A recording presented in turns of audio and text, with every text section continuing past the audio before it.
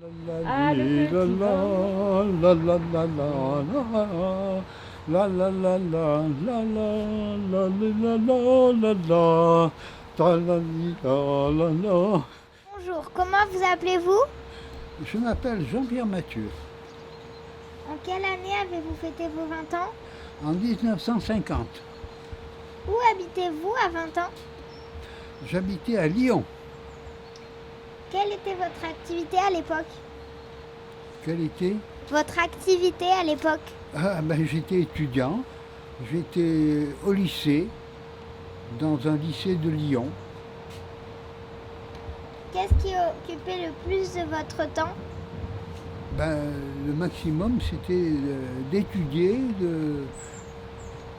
parce que c'était quand même une classe difficile. J'étais en maths LM et c'était pas facile. Donc j'avais pas beaucoup de loisirs. Voilà. D'accord.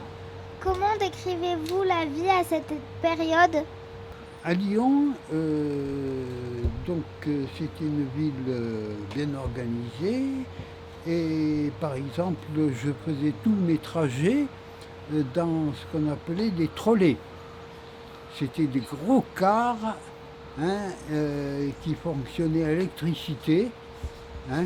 Il y avait des câbles partout au-dessus des rues qui donnaient l'électricité aux... Voilà.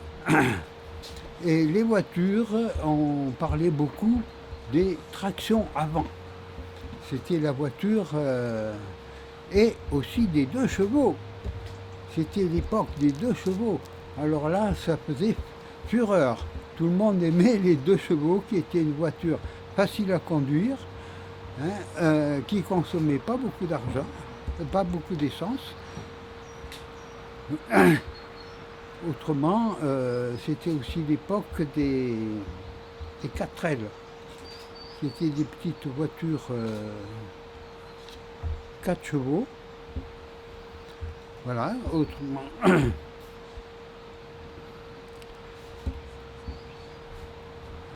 Est-ce qu'on mangeait des hamburgers? Des hamburgers? Ah non, ça c'est une chose que j'ai jamais pratiquée. À la maison, on ne mangeait pas de hamburgers. Par contre, on faisait beaucoup de salade et ma mère faisait beaucoup de riz. En particulier, il faut dire que c'était une habitude parce que moi je suis né en Indochine et j'ai vécu beaucoup en Indochine. Et là-bas, on mange beaucoup de riz. C'est c'est le plat, disons, principal dans ces pays-là, c'est le riz. Ou alors traditionnel? Donc on a, voilà. Ou alors traditionnel? Autrement, c'est? Ou alors traditionnel? Oui, oui. Quand est-ce que vous êtes revenu en France? Nous sommes revenus en France en 1946, après la guerre, parce que mon père était ingénieur de travaux publics.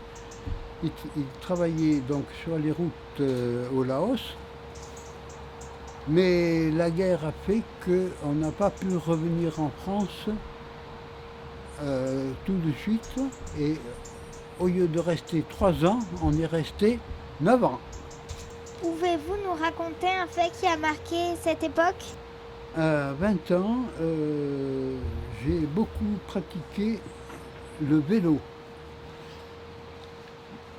Bon, ben, à 20 ans, je ne conduisais pas encore, donc il n'y avait qu'une seule voiture à la maison et pratiquement je faisais beaucoup de déplacements à vélo. Alors ce qui m'a marqué dans toute cette période, c'est effectivement tous les déplacements à vélo que je faisais.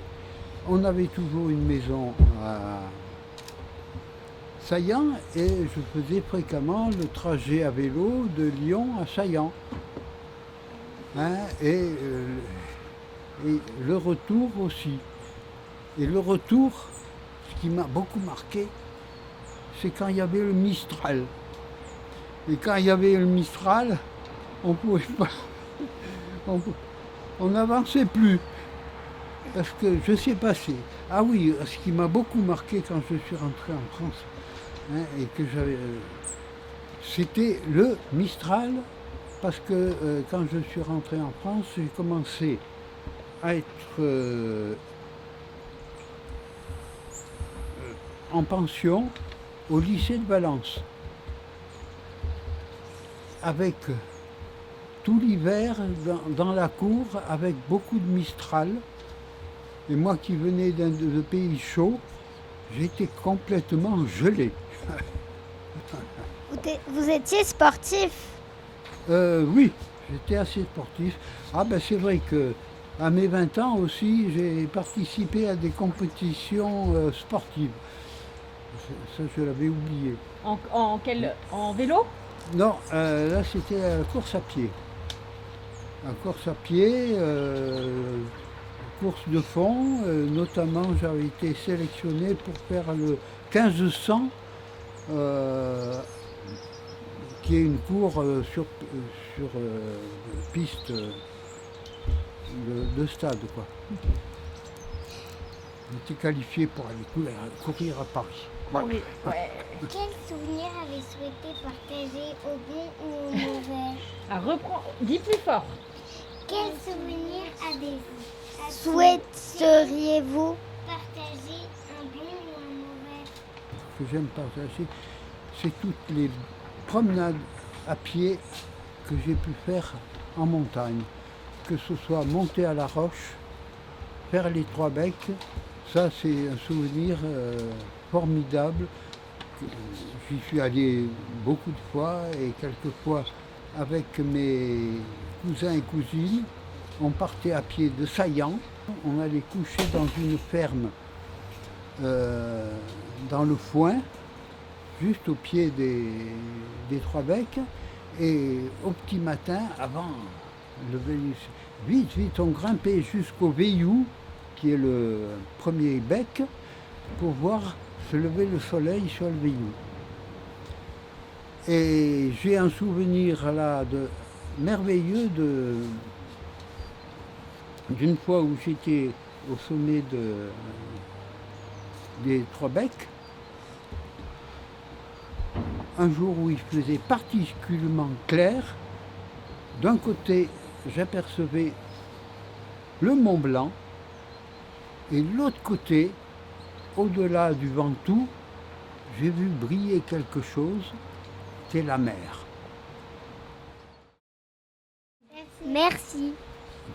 Eh bien, merci de m'avoir écouté. Hein.